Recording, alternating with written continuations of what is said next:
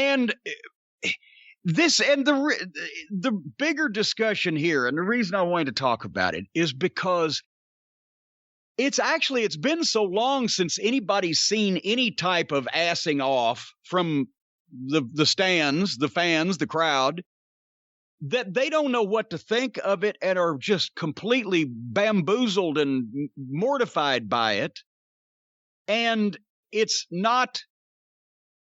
something that used to be fairly common, but for different reasons, and then took a turn and then has fallen out of favor again, but now may be coming back for a completely different reason yet.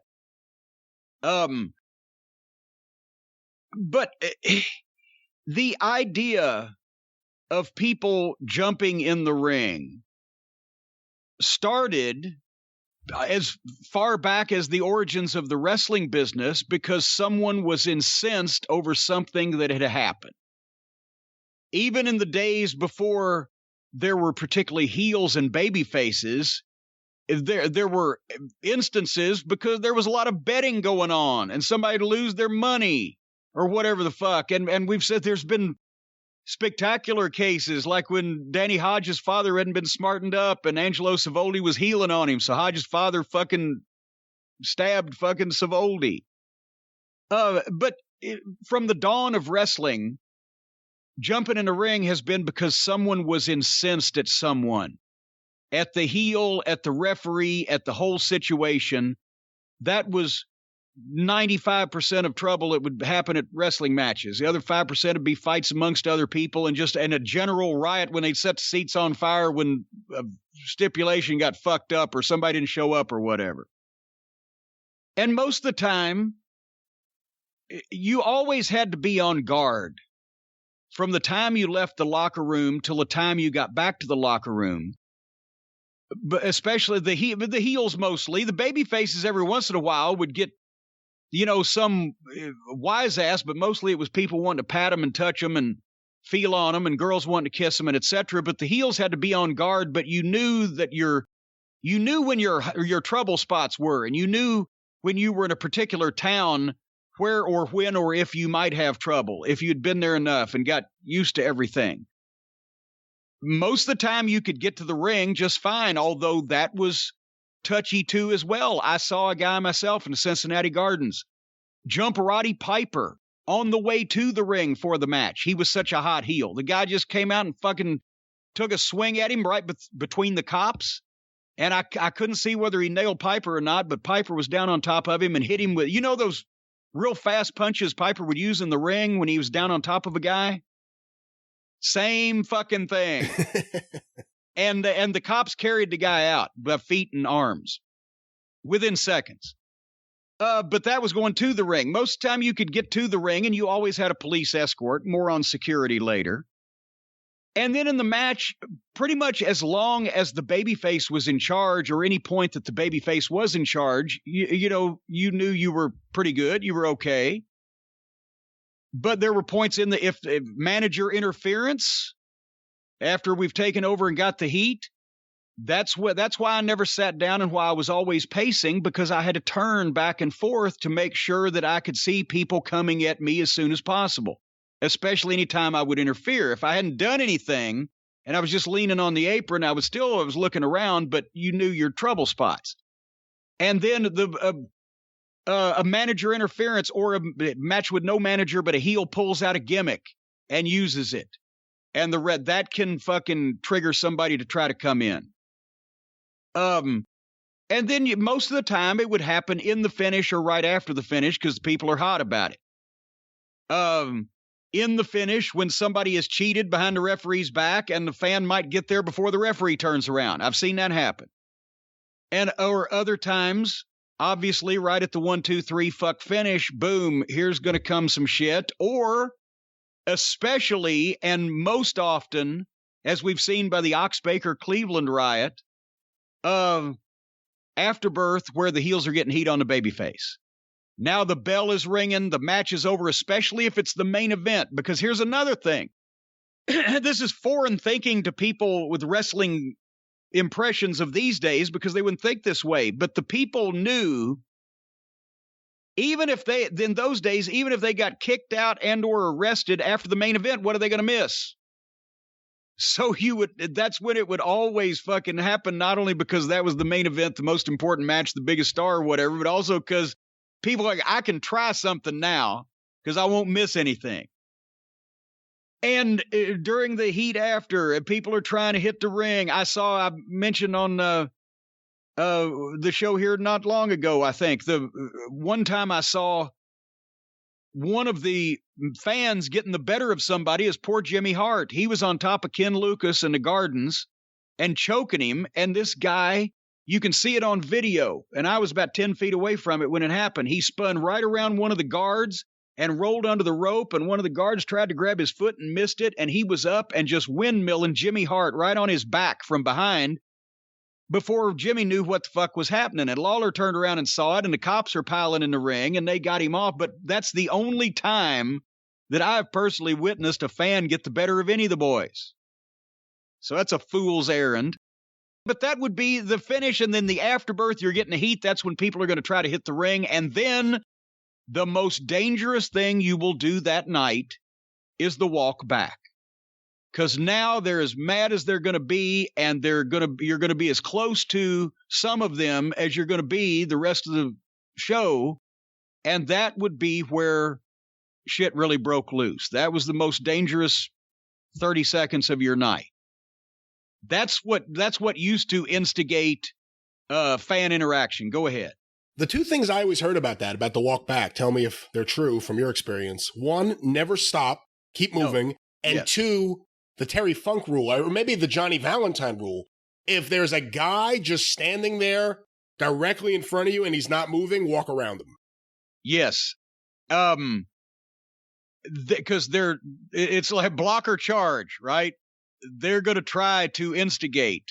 And also, and that's when Terry Funk was saying walk around somebody, because I would see Terry, that was the insane thing about Terry. He could walk up to people on the front row and back them down facially without touching them.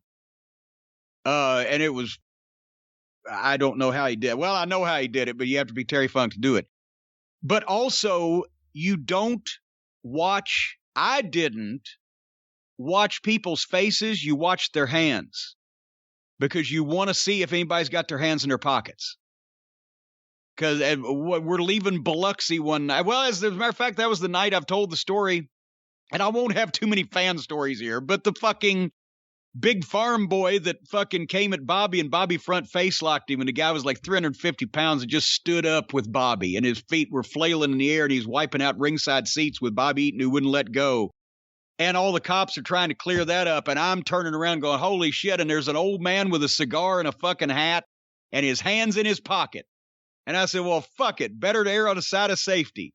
And I fucking punched him, and fucking his hat flew off and his cigar flew up, and he started to bring his hand out of his pocket, and I said, fuck it, I kicked him in the balls and took off. But anyway, yeah, the walk back, that's where you would have the majority of your problems. And also you're out from under the ring lights and you're in the dark. And it's such a crowd.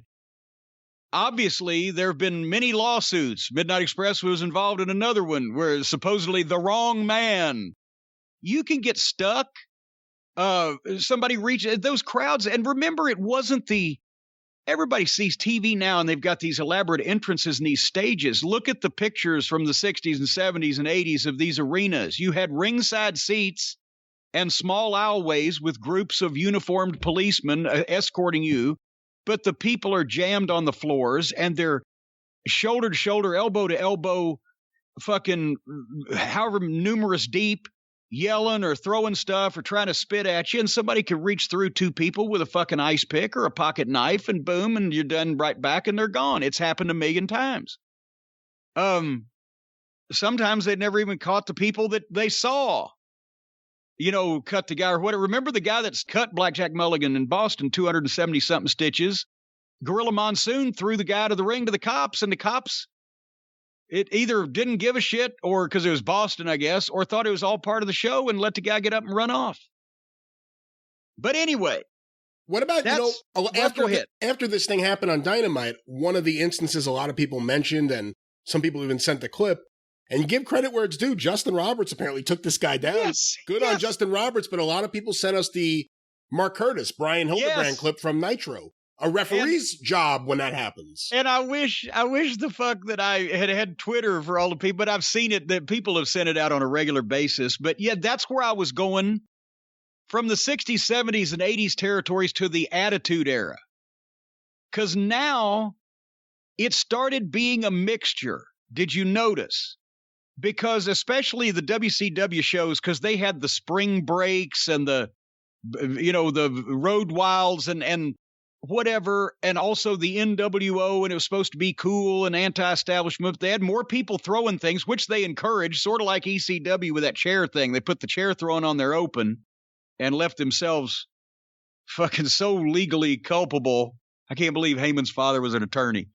But anyway, you still had heat of guys getting drunk or guys just getting mad and hitting the ring to go after the heel, which is what it traditionally had been back in the 90s, and especially in WCW, and there was a couple in the WWF as well. But you also had, remember, just the fucking goofs that started jumping in the ring and going, hey, hey, hey, and just to be on live television because they were making a big deal out of the fans with the signs, and it's live, and in the WWF, the girls are flashing their tits. And down in Atlanta, all the other shit. So you started seeing the Jolly Jokers that would have one too many and just roll in to get on TV, right? And be part of the cool thing. But they weren't necessarily, they weren't deluding themselves into thinking they were wrestlers. They were just drunk college guys that wanted to get on TV. You know what I'm saying, right? You remember a few of those. Yeah, no, I mean, that's really the change from when people really hated wrestlers and were trying to get to them to people saying, hey, this is well lit. This is on cable TV. It's live. I can get some attention and my friends will remember this. Yes, but it's changed again. Because think about this, because that was in the 90s where these were fucking drunk guys with NWO shirts that were out with their friends, and they're seeing the fucking girls flashing the tits, and they're going, hey, and they're not hitting the ring to attack anybody, nor are they hitting the ring to be wrestlers. They're just hitting the ring to be jackasses, right? They're not on social media because there wasn't any at the time, but they're not pretending to be wrestlers and sending letters habitually to wrestlers instead of emails like they have now, or tweets like they have now. They're not doing the stalker thing about the pro wrestling business, like the guy that was constantly knocking on the fucking Performance Center door. They're certainly not like the Sonya Deville stalker, which let's face it, that situation was a really mentally disturbed guy and an attractive woman who was a public figure, and she might as well have been a singer or an actress or whatever, because he thought there was a romantic relationship, and that was a whole nother kettle of fish. It was peripherally about wrestling. But that's the point, is that those people in the 90s just jumping in to be drunk assholes, they still weren't wrapped up in this. But now, and this is the point I'm going to make, I think especially AEW, but WWE, well, they already have. I mean, my God, I can't imagine the level of security they've got. But they need to watch out now, because this, now especially that there's no more pandemic and fans are coming back, they're going to have their most devoted, really into it people in the building that may take their anyone can play and everyone belongs thing to a whole new meaning and decide to start, I want to make myself known. And what they need to do is, instead of just assuming that everybody is there to watch a show that they all are smart to and that they're going to play along and they're going to work with us because they're our fans. I know it's passé to actually have legitimate security at wrestling because it hasn't been needed in so long. But I think they need to start, because and that's the way it's changed in the last 20 years from the Attitude Era. Now it's more likely to be people that really think they want to be wrestlers. But regardless of who's jumping in the ring for what reason, it's not good. But it's certainly easier than it used to be in the old days, because in the old days there were police, legitimate uniformed police officers working security at the matches that were looking for people who were going to jump in the ring. In the 90s Attitude Era and the Monday Night Wars, they were in big buildings that had legitimate police and also staff security that were still experienced in this type of thing. And even if they knew that people might not necessarily be mad, this is major national television, 10 million viewers on Monday night, whatever, they had it covered and still had things happen. But then we went through the period where wrestling was so fucking phony and so bleh. When I got to Ring of Honor and started looking around in 2009, I looked at a couple of shows. I asked Sid. You remember our friend Sid? That guy was the biggest piece of shit all time. What a talentless loser. Would you just stop? With no idea how business worked. Another story is the one that I'm telling. Moron. I said, God damn it. I said, where are the cops? Oh, we used some of our guys. They used their wrestling school students and or the guys were setting up the ring. Then they'd put the security t-shirt on. They'd show people to their seats, or they would, when there was going to be a fight out in the crowd, which I put an end to as quickly as I could for legal fucking liability reasons, they would have the wrestling school students go out and then kind of spread people out and get out of the way. I'm like, oh, fuck. And it was that way almost everywhere but WWE. And now the little engine that could, AEW, is going to have to recognize that they're no longer in these little rec centers and they need to act like a big company. And I know they were using Atlas Security before the pandemic.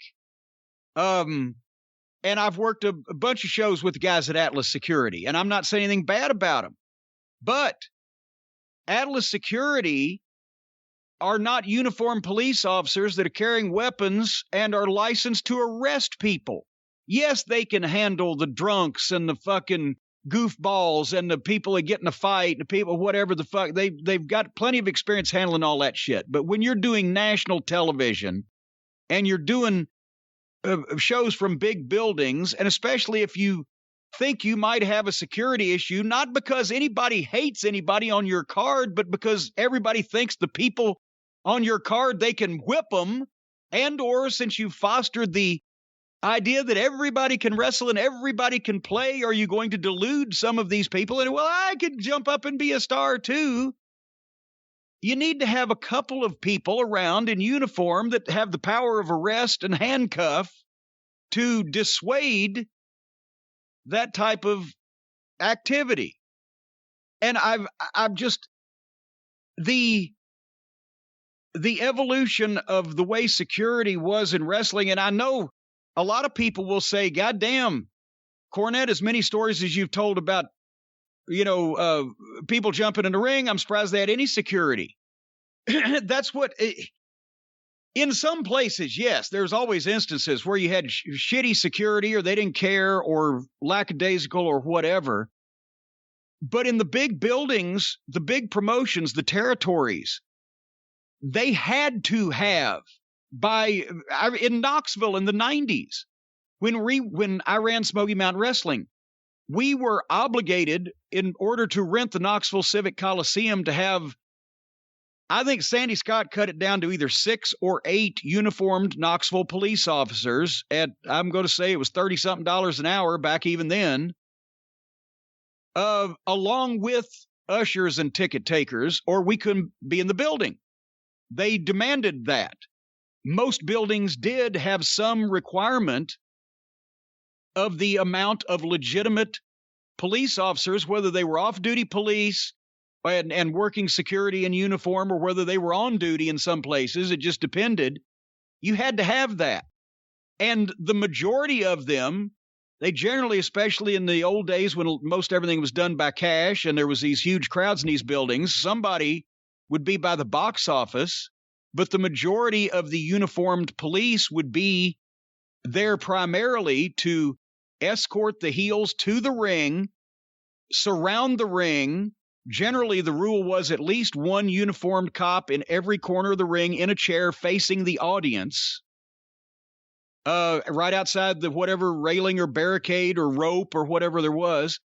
And then they would take the heels back again. In Lake Charles, Louisiana, which was not one of Watts's bigger grossing towns, but because of the amount of trouble that they had, I don't know. I never counted exactly, but I would say we did not have less than 10 uniformed police walking us to all the heels, to the ring and back, and at least 6 around the ring, 4 in each corner and 1 at each aisleway for the babyface and the heel entrance, because of the amount of trouble they had. And they would literally surround us completely in a circle and walk the heels to and from the ring so that the fans couldn't even reach through them. Because that's where they used to do the thing where they'd put Drano in the water guns and try to squirt Akbar in those guys in the eyes, or the Freebirds would drive to the police station and they'd park their car there and the police would bring them to the arena so the fans would cut the tires of the police car that brought the Freebirds. That kind of shit. But this is not just for the protection of the heels. This is for protection against lawsuits. Because if it's the promoter is especially liable, believe me, I've been through this too, if they didn't provide proper security. But anyway, that's the thing, is that the fans today might say, well, they haven't seen police at matches like this. It used to be commonplace until, I think, 1980, the uniformed cops that worked the matches at the Louisville Garden still wore their riot helmets because they had such problems getting the heels out of the ring afterwards and to their cars outside the building that night.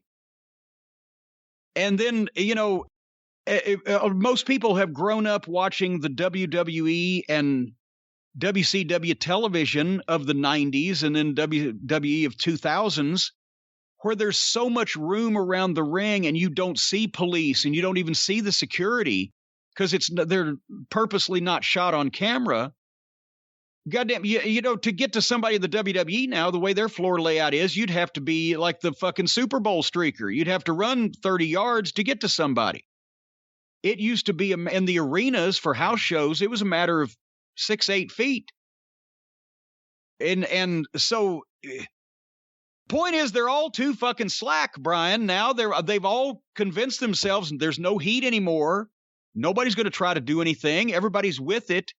Well, now I think, you've got a lot of screwy people in the world. The very reason why everybody's with it and nobody's mad and it's all a fucking show and nobody takes this seriously is exactly what might entice these people to just fucking try to get on television. They think nothing's going to happen to them. They think that they can whip the guys in the ring, or they're all working and we're all friends or whatever, or that they don't see police around. They just, some fucking schlub in a t-shirt that says security and you recognize him as the job guy from YouTube. It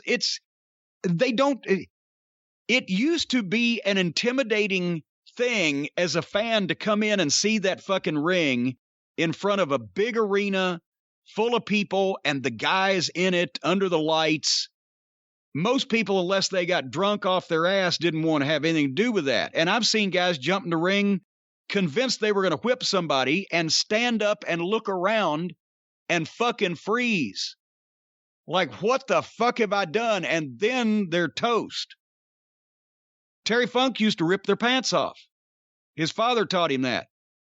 He said, guy jumps in the ring no matter how mad he is. If you just grab him, that's how he did me on TV.